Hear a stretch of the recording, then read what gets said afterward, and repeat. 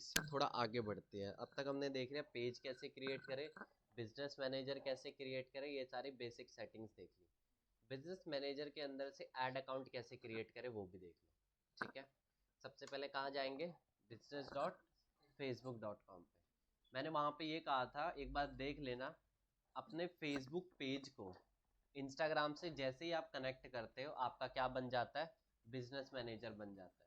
ठीक है, अदरवाइज आपको यहाँ से क्या करना पड़ता है, मैन्युअली बिजनेस मैनेजर को क्या करना पड़ता है, क्रिएट करना पड़ता है।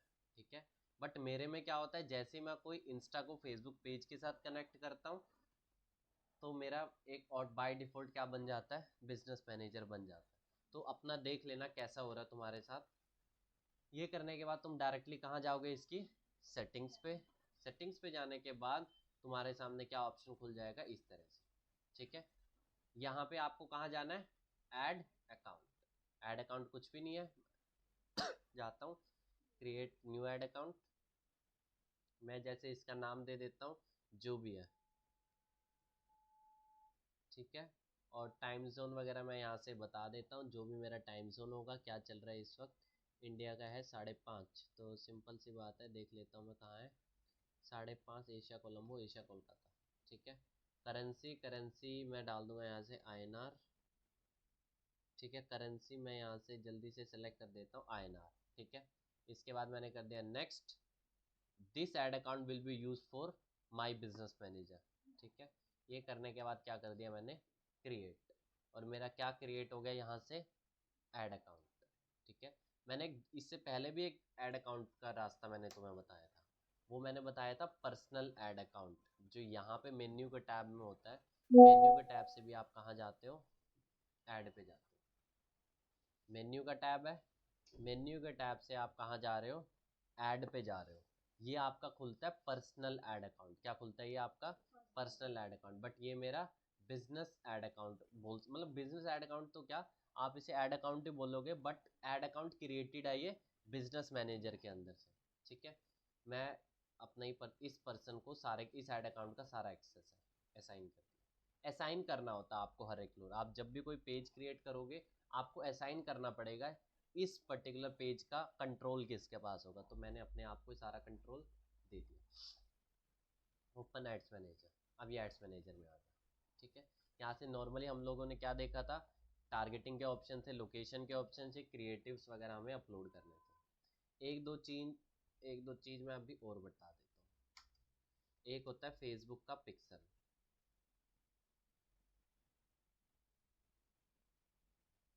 चलो, एक होता है अपना फेसबुक पिक्सल।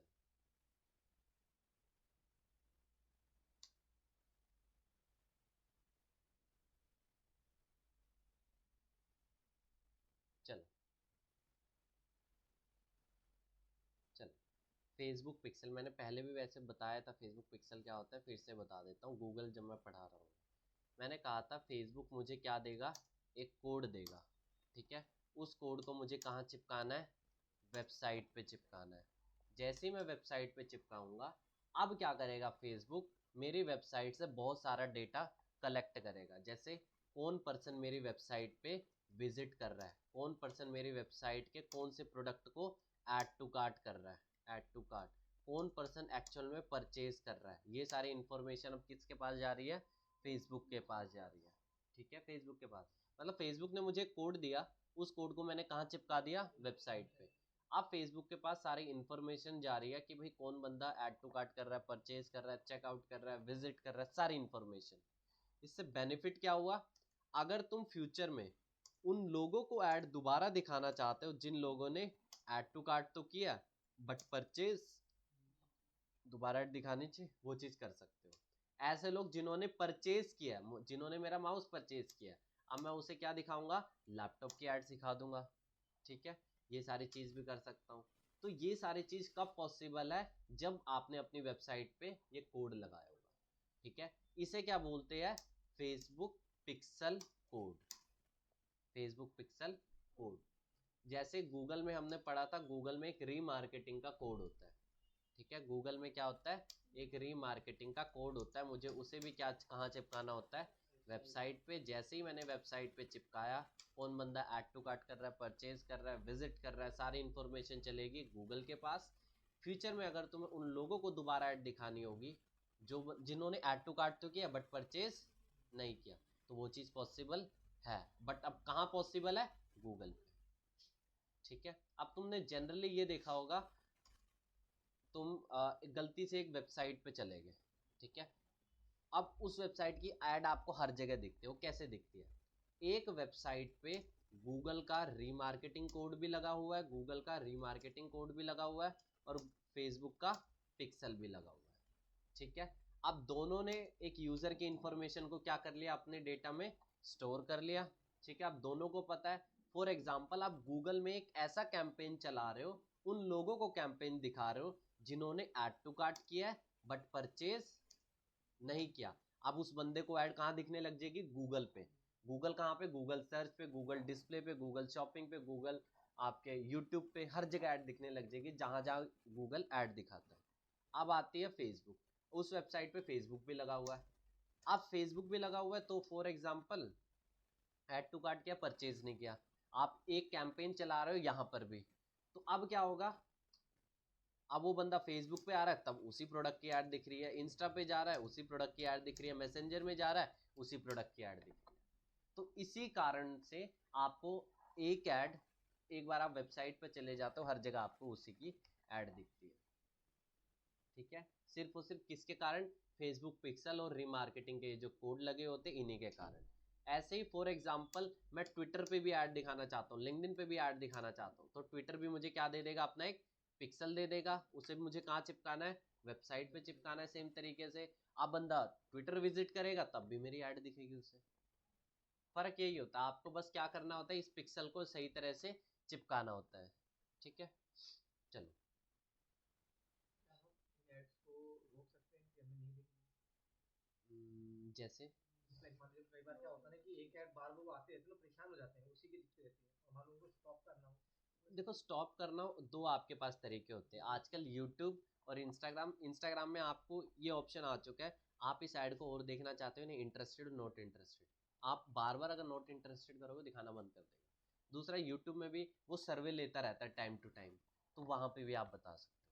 ठीक है, आप ये कह दो I don't want to see ads from this channel, ये भी ऐसा ऑप्शन आता है, तो वो कर सकते हैं, वो एक अलग ऑप्शन आ गया। ठीक है, ये सारी चीज़। तो फेसबुक पिक्सल आ गया, और एक तो हो गया वेबसाइट पे कोड चिपकाने वाला काम। दूसरा क्या हो गया? उसके बेस पे आपको ऑडियंस बनानी है, जैसे ऐड टू कार्ट किया बट परचेज नहीं किया, ये सारी चीज़। अब इसके बारे में बात कर लेते हैं। ये सारी चीज़ ना आप जब करोगे अपने आप ही आपको समझ आ जाएगा, मैं बता दूंगा। ये देखो, पिक्सल का ऑप्शन कहाँ आता है, दिखा देता हूँ। पिक्सल कनेक्ट करने के लिए आपको ऑप्शन यहीं पे बिजनेस मैनेजर से हम पिक्सल कनेक्ट करेंगे पहली बार। ठीक है, आपके जो पर्सनल ऐड अकाउंट होता है, जो यहाँ से जाने के बाद आप यहाँ जाते हो, पर्सनल ऐड अकाउंट में सिर्फ और सिर्फ एक पिक्सल का ऑप्शन होता है। ठीक है, बट बिजनेस मैनेजर के अंदर से आप मल्टीपल पिक्सल्स भी आप बना सकते हो। ठीक है, फायदे क्या है? फॉर एग्जाम्पल मेरी दो तीन वेबसाइट है, एक holistic.com, holistic.in, holistic.co.in, तीनों पे मेरी एड्स चल रही है। ठीक है, तीनों पे क्या चल रही है? ऐड चल रही है, तो तीनों पे मुझे पिक्सल चाहिए। एक पिक्सल को अगर मैं तीनों जगह लगाऊंगा, अब एक और एक सिनेरियो समझो, होलिस्टिक डॉट कॉम है ये क्लोथिंग के रिलेटेड, डॉट इन है ये है शूज़ के related, dot co dot in है मान लो मेकअप वगैरह के रिलेटेड।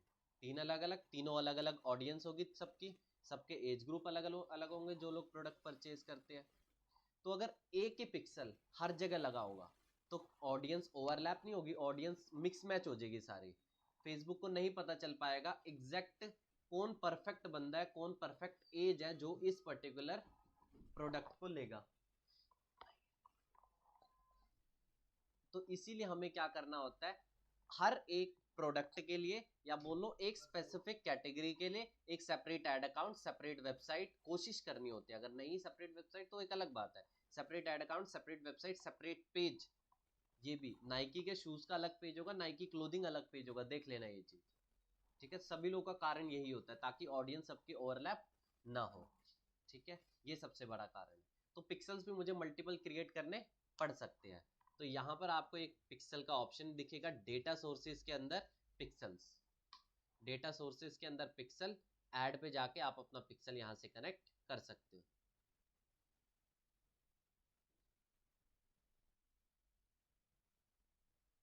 Data sets, okay. इसने कह दिया कि हमने आपके, मैं वही कह रहा था, इसने ऑप्शन कुछ चेंज किया हुआ है।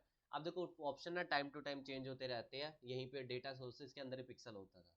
अब इसने अभी अभी देखो लिख दिया है कि हमने कुछ चेंजेस किए, we have made some changes to our platform to find your Meta pixel data assets, go to data sources and then data asset. इसने ऑप्शन को क्या कर दिया, चेंज कर दिया। पहले पिक्सल के अंदर था, अब कहाँ आ गया, डेटा सेट्स के अंदर। यहां से मैं क्या कर सकता हूँ, डाटा सेट एक्स कर सकता हूँ, ठीक है। मतलब ऑप्शन देखो, हो सकता है तुम्हारे में चेंजेस ना हो, मेरे में चेंजेस आ गए हो, तो डेटा एसेट मैं कह दूंगा भाई पिक्सल है, और उसके आगे के स्टेप्स होंगे, ठीक है। मतलब options time to time change होते रहते हैं, जब तुम कनेक्ट करोगे मैं तब दिखा दूंगा, उसमें चिंता मत करो, ठीक है। 2 सेकंड का काम है, इसमें ज्यादा कुछ नहीं करना। दूसरा, पिक्सल के बाद मैं क्या करता हूँ, 2020 के बाद फेसबुक ने एक ऑप्शन निकाला था, डोमेन वेरिफिकेशन। ब्रांड सेफ्टी के अंदर डोमेन्स का ऑप्शन आता है। सर ये बिजनेस फेसबुक जो है, हाँ हमने फेसबुक नॉर्मल ये बना रखा है, उसी से खुल जाएगा ना? हाँ हाँ, चलो। ब्रांड सेफ्टी के अंदर डोमेन्स का ऑप्शन है। 2020 के बाद फेसबुक पे कुछ एलिगेशंस वगैरह आए थे कि फेसबुक लोगों के डेटा को चुरा रहा है। एप्पल ने अपनी पॉलिसीज अपडेट की थी। जितने भी आईफोन, एप्पल के iOS 14 के बाद की जितने भी आईफोन है ना, उनमें एक अपडेट निकाली थी 2020 में फेसबुक ने, कि भाई यूजर जैसे ही फेसबुक को ऑन करेगा ना, एप्पल उसे नोटिफिकेशन दिखाएगा। क्या आप अपने डेटा को थर्ड पार्टी वेबसाइट से ट्रैक करवाना चाहते हो? नहीं समझे? अब देखो फेसबुक कैसे काम करता है, कोई ना कोई यूजर्स होते हैं, लाखों करोड़ों लोग जो फेसबुक यूज करते हैं, उनका डेटा किसके पास है, फेसबुक के पास। फेसबुक को पता है उनका इंटरेस्ट क्या, उनके जेंडर क्या, उनकी लोकेशन क्या, सब कुछ पता है, ठीक है। कैसे पता है? क्योंकि उनके पास इतना डेटा है, लोग डेटा ट्रैक करते रह, फेसबुक डेटा ट्रैक करता रहता है लोगों का। अब एप्पल ने नोटिफिकेशन दे दी, क्या आप थर्ड पार्टी वेबसाइट्स और थर्ड पार्टी एप्स को परमिशन दोगे आपका डेटा कलेक्ट करने की? तो लोग क्या करेंगे, हाँ या ना? ना ही करेंगे। तो इसके बाद से कहते हैं फेसबुक पूरा ही बदल चुका है, ठीक है। पूरा ऑप्शन बदलने का कारण था क्योंकि सब लोग ना ही करेंगे जनरली। आईफोन, एंड्रॉइड में ऑप्शन नहीं है, आईफोन के जो पुराने वर्जन है उनमें भी ये ऑप्शन नहीं है। iOS 14 के बाद के सारे अपडेट है, आप ये आराम से पढ़ सकते हो। iOS 14 update in face account Facebook, बहुत सारी कंट्रोवर्सी हुई थी वो तो, मतलब बहुत सारे चेंजेस हुए थे। iOS 14 अपडेट 27 अप्रैल 2021, मतलब पूरी डिटेल आपको बता देगा। फिर बहुत सारे चेंजेस हुए थे, उसी में एक चेंज है आपका डोमेन वेरिफिकेशन का ऑप्शन उसने निकाल दिया। कहाँ पे है, हाँ, डोमेन वेरिफिकेशन। फॉर एग्जाम्पल, अब कोई दूसरा पर्सन है, amazon.com है, मैं अपनी ऐड चला रहा हूँ, ठीक है, टारगेट कर रहा हूँ अमेजोन को, लैंडिंग पेज यूआरएल क्या डाल दूंगा, अमेजोन का, ठीक है। अब मैं तो अमेजोन का मालिकाना हक नहीं है मेरे पास, ठीक है, बट मैं फिर भी मैं कह रहा हूँ भाई सबसे बेकार वेबसाइट शॉपिंग के लिए है वो ये वेबसाइट है, आप इस वेबसाइट पे जाओ और अपना गंदा रिव्यू दो। मैं किसका यूआरएल डाल रहा हूँ, अमेजोन का। क्या मैं लीगली डाल सकता हूँ? नहीं डाल सकता हूँ, ठीक है। तो ये सारी परेशानियों को काउंटर करने के लिए फेसबुक ने कहा डोमेन वेरिफिकेशन। आप अपने डोमेन को क्या करो, वेरीफाई कर दो, किसके साथ, फेसबुक के साथ, ताकि फ्यूचर में अगर कोई पर्सन एड चलाएगा आपके डोमेन को टारगेट करते हुए तो उसके एड अकाउंट को वो ब्लॉक कर देगा या कुछ नोटिस दे देगा, ठीक है। तो डोमेन वेरीफाई कुछ नहीं होता, एक कोड होता है, कोड को चिपकाना होता है, ज्यादा कुछ नहीं होता, वो भी देख लीजिए, ठीक है। ये चीज होगी। एक चीज होती है आपके, अब बता दूंगा वो तो जब तुम करने जाओगे ना बता दूंगा, कि मैं अभी कर नहीं सकता ना, मेरे को डमी अकाउंट नहीं है। ऑडियंस, ऑडियंस 3 टाइप की होती है, ये और सुनो, ऑडियंस 3 टाइप्स की होती है। एक होती है नॉर्मल,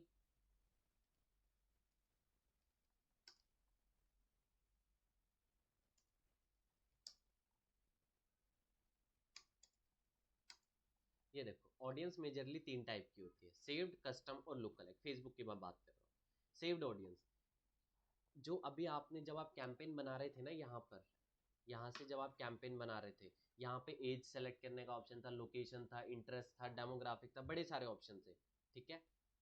वो सेव्ड ऑडियंस के अंदर आते हैं, ठीक है। अगर आप वैसी ऑडियंस को टारगेट कर रहे हो, सेव्ड ऑडियंस के अंदर आते हैं। ऑलरेडी वो यूजर्स जिनकी बारे में किसको पता है, फेसबुक को पता है। ठीक है, आपने कर दिया 18 से 30 साल। अब ऑलरेडी लोगों ने अपनी उम्र क्या बताई होगी फेसबुक को, मेरी एज क्या है 18 से 30 साल, उनको ऐड दिख जाएगी। जो लोग दिल्ली में रहते हैं उनको ऐड दिख जाएगी लोकेशन के अंदर। जो लोग स्पोर्ट्स में इंटरेस्टेड है उनको ऐड दिख जाएगी। ये होगी सेव्ड ऑडियंस, ऐसा डेटा जो फेसबुक के पास है। आप अगर उस डेटा को टारगेट कर रहे हो तो हम कौन सी उस ऑडियंस को क्या बोलेंगे, सेव्ड ऑडियंस। ऑलरेडी फेसबुक के पास उन लोगों का डाटा है, या जो इतने टाइम से फेसबुक अपने बिल्ड किया फेसबुक ने डाटा को, ठीक है, वो चीज है। कस्टम ऑडियंस, आप इसे बोल सकते हो यूअर ऑडियंस, ये सबसे बेनिफिशियल होती है। ठीक है, एक महीने आपने, एक साल तक ऐड चला लिया, एक साल तक ऐड चला चुके, 2-3 करोड़ रुपए आपने स्पेंड कर दिया ऐड पे। ठीक है, अब क्या होगा, अब बहुत से लोगों ने आपके बिजनेस के साथ इंटरेक्ट किया होगा। आप अपनी वीडियो ऐड चला रहे होंगे, बहुतों ने वीडियो देखी होगी, बहुत से लोग आपके लैंडिंग पेज पे गए होंगे, बहुत से लोगों ने परचेज किया होगा, बहुत से लोगों ने ऐड टू कार्ट किया होगा, बहुत से लोगों ने चेकआउट किया होगा। ठीक है, और मैं मान के चल रहा हूं आपकी वेबसाइट पे क्या लगा हुआ है, स्टार्टिंग डेट से डे 1 से पिक्सल लगा हुआ है। अब आप उन लोगों को ऐड दिखाना चाहते हो जिन लोगों ने ऐड टू कार्ट तो किया है बट परचेज। तो ये वाली ऑडियंस जो आप बनाते हो ना, अपनी ऑडियंस मतलब ऑलरेडी वो ऑडियंस जो आपके वेबसाइट के साथ, आपके फेसबुक पेज के साथ इंटरेक्शन आ चुके हैं, कुछ ना कुछ एक्टिविटी कर दिया, तो उसको हम क्या बोलेंगे, कस्टम ऑडियंस। इसको आप प्रॉपरली रीमार्केटिंग ऑडियंस के नाम से भी बोल सकते हो। ठीक है, आप दोबारा कस्टमर को क्या दिखा रहे हो, अपनी ऐड दिखा रहे हो। ठीक है, ऐड टू फेसबुक पे ऐड दिखेगा। फेसबुक इंस्टाग्राम, फेसबुक इंस्टाग्राम 4 जगह दिखती है, मैसेंजर और ऑडियंस नेटवर्क बताएंगे। ठीक है, मतलब वेबसाइट पे फेसबुक पिक्सल है, डेटा किसके पास जा रहा है, फेसबुक के पास जा रहा है, ऐड टू कार्ट के बट परचेज नहीं किया, उन लोगों को टारगेट कर। अब फायदेमंद इसमें से क्या है, कस्टम ऑडियंस। ठीक है, क्योंकि ये तो मेरे बारे में जानते ही नहीं है, लेकिन एक बार जो एटलीस्ट मेरी वेबसाइट पे चला जा चुका है, वो तो खरीदने के चांसेस ज्यादा है। लेकिन खास बात क्या है, क्या मैं डे 1 से कस्टम ऑडियंस चला पे ऐड दिखा सकता हूँ, क्यों नहीं दिखा सकता डे 1 से, बिल्कुल नहीं किया भाई, अभी तो कोई मेरे बारे में जानता ही नहीं है। ठीक है, किसी को मेरी ऐड ही नहीं दिखी, तो कैसे कस्टम ऑडियंस आएंगे। अगला, लुक अलाइक। लुक अलाइक बोल सकते हो, लुक अलाइक सिमिलर ऑडियंस, इसे हम एक और नाम से बोलते हैं सिमिलर ऑडियंस। मतलब क्या है, कुछ भी नहीं है। देखो, एक साल तक ऐड चल चुकी है, 1,000 लोगों ने, मैंने मान के चल रहा हूँ क्या कर लिया, परचेज कर लिया। ठीक है, अब इन 1,000 लोगों के कुछ ना कुछ क्या होंगे, कैरेक्टरिस्टिक्स होंगे जो सबके क्या होंगे, कॉमन होंगे, कैरेक्टर्स होंगे जो सबके क्या होंगे, कॉमन। मैंने कह दिया ज़्यादातर लोग की एज क्या है, 24 से लेके 35 साल। ज़्यादातर लोग मेकअप वगैरह के प्रोडक्ट्स में इंटरेस्टेड है, और ज़्यादातर लोग क्या है, फीमेल्स है, और वो लोग क्या है, वो लोग बड़े शहरों से आते हैं, दिल्ली मुंबई कोलकाता इन जैसे बड़े शहरों से आते हैं। ठीक है, अब ये कैरेक्टर है जो मोस्ट ऑफ द लोगों में पाए गए हैं। इन 1,000 लोगों में से ज्यादातर लोगों के क्या कैरेक्टर कॉमन है, ये। अब फेसबुक क्या करेगा, इनके जैसे इस कैरेक्टर को शो करने वाले, इस एज ग्रुप में फॉल करने वाले, इस इंटरेस्ट को शो करने वाले, जो फीमेल्स हो, जो बड़े शहरों में रहती हो, सिर्फ 1,000 लोग तो होंगे नहीं, इंटरनेट पर और भी बहुत सारे लोग होंगे जो सेम कैरेक्टर को शो करते होंगे। ठीक है, अब उनको ऐड दिखेगी, 1,000 लोगों को ऐड नहीं दिखेगी, अब ऐड किसे दिखेगी, उनके जैसे कैरेक्टर को जो शो करते हैं उनको ऐड दिखेगी। ठीक है, अब अगर मैं 1,000 लोगों को ऐड दिखाता तो ये कौन सी ऑडियंस होती, कस्टम ऑडियंस होती। बट ये है लुक अलाइक, 1,000 लोगों के जो कैरेक्टर है उनके जैसे लोगों को। सेव्ड ऑडियंस है फेसबुक की ऑडियंस, सेव्ड ऑडियंस है फेसबुक की ऑडियंस, ऐसी ऑडियंस जिसने मेरे बिजनेस के साथ आज तक कोई इंटरेक्शन नहीं की हुई है। दूसरा, कस्टम, ऐसे लोग जिसने मेरे बिजनेस के साथ क्या किया हुआ है, इंटरेक्ट किया हुआ है, चाहे पेज पे गए हो, चाहे मुझे फॉलो किया हो, चाहे ऐड टू कार्ट किया हो, कस्टम ऑडियंस हो गए। लुक अलाइक, इसने भी मेरे अब तक बिजनेस के साथ इंटरेक्ट नहीं किया, बट खास बात क्या है, ये उन सारे कैरेक्टर को शो करते हैं जिन लोगों ने क्या किया है, परचेज किया। अब परचेजर्स के अगर ये कैरेक्टर हो गए, तो उनके भी मैं मान के चल रहा हूँ, इनके जैसे और भी लोग होंगे जो सेम कैरेक्टर को शो करते होंगे, तो इधर से मुझे सेल आने के चांसेस है। ठीक है, मतलब परचेज में मैंडेटरी नहीं है। मतलब आप यहाँ पे ऐड टू कार्ट के कैरेक्टर लगा दो। 1000 लोगों ने अगर ऐड टू कार्ट किया है तो 1000 लोगों के भी कुछ ना कुछ क्या होंगे, कॉमन कैरेक्टर होंगे। ठीक है, आप यहाँ पे बता दो भाई कि मुझे इन 1000 लोगों के जैसे लोगों को ऐड दिखाना। 1000 लोगों के कॉमन कैरेक्टर को फेसबुक ढूंढेगा और उनके जैसे इंटरनेट पर जितने भी लोग होंगे अब उनको क्या दिखेगी, ऐड दिखेगी। ये तीनों में मेजर डिफरेंस होता है। ठीक है, अभी जब आप करने जाओगे ना अपने आप समझ आ जाएगा। सब बेस्ट होते हैं। स्टार्टिंग में हम क्या करते हैं, सेव्ड पे ही चलाते हैं, उसके बाद उस कस्टम पे डायरेक्ट नहीं जाते। मिनिमम देखो फेसबुक पे अगर आपको अच्छा काम करना होता है मिनिमम 15-20 की ऑडियंस होनी चाहिए आपके पास। आपके परचेज ही 1000 लोगों ने किया, क्या कस्टम आप उसमें बनाओगे। ठीक है, इससे बढ़िया क्या रहता है, 1000 लोगों ने अगर परचेज कर लिया आप उसका क्या बना दो, लुक लाइक लगा दो। ठीक है, ये बेस्ट रहता है। इसलिए कस्टम मतलब आज के टाइम मतलब कस्टम बनता है लेकिन कस्टम लोग ना परचेजेस के बेस पे नहीं बनाते, या फिर ऐड टू कार्ट, क्योंकि बहुत कम ऑडियंस होती है फेसबुक पे। अगर आप बहुत कम ऑडियंस में काम कर रहे हो फेसबुक रिजल्ट ही नहीं देता इतने पे। इसलिए कम से कम हम कोशिश करते हैं 1 मिलियन 2 मिलियन तो ऑडियंस हो, डिसेंट ऑडियंस साइज हो, 1 से 2 मिलियन कम से कम। इससे ज्यादा हो वो तो ठीक ही है, लेकिन 1 से 2 मिलियन तो बेर मिनिमम चाहिए। ठीक है, अभी एक बार आप ये करो, ऐड अकाउंट खोलो, पेज बना लो एक बार, फिर मैं बता देता हूँ कैसे करना है वो वाला।